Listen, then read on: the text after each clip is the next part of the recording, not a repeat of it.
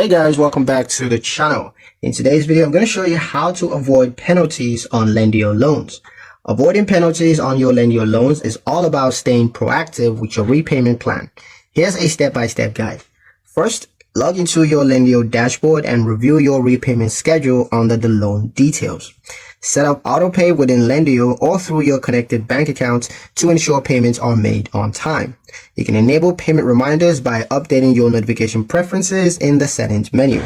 Always check your account balance a few days before your payment due dates to make sure that there are sufficient funds available.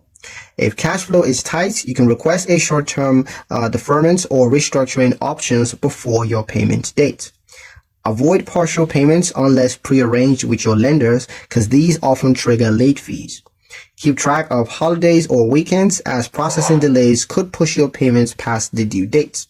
And lastly, regularly review your loan terms so you're clear on any hidden penalties such as early payoff or overdrafts. And that's pretty much it for the video, guys. Hope you liked it. Hope you found the information here useful enough. If you did, like, share, and subscribe for more helpful tutorials. Thank you guys for watching, and I'll see you in the next one.